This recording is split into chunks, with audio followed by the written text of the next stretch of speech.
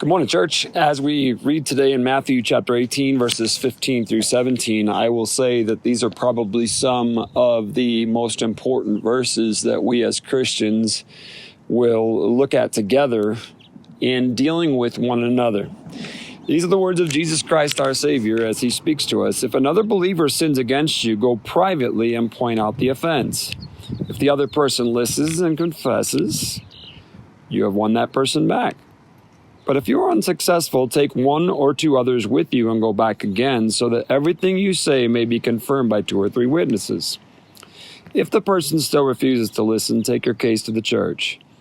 Then if he or she won't accept the church's decision, treat that person as a pagan or a corrupt tax collector. So here's the thing. Conflict is a part of life. It's going to happen no matter what.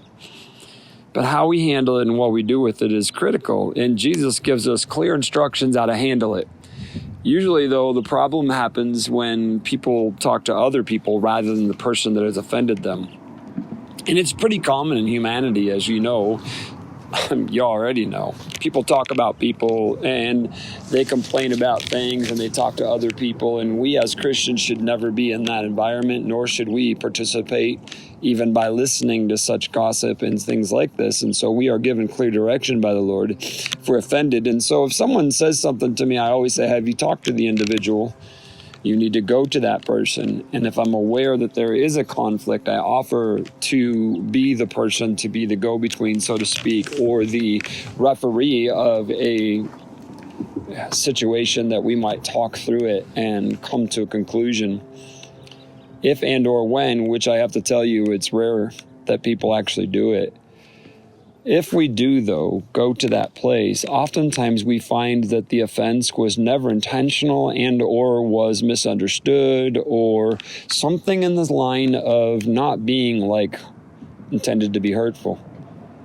But oftentimes we don't take the time to do the necessary work to come to the answer of the issue. I want to encourage you that as you go through this day, you will more than likely have conflict with someone. Don't be overly sensitive, but if it's a genuine conflict, go and talk to the person. Make it right. Oftentimes, things can be resolved one-on-one, right to the individual themselves, without ever needing to follow the next 2 steps that Jesus outlines for us. As we navigate through life and as we live as the church, understand there will be conflict, there will be challenges, and we're supposed to love and forgive as Jesus has modeled for us. God bless you. Let's be his church.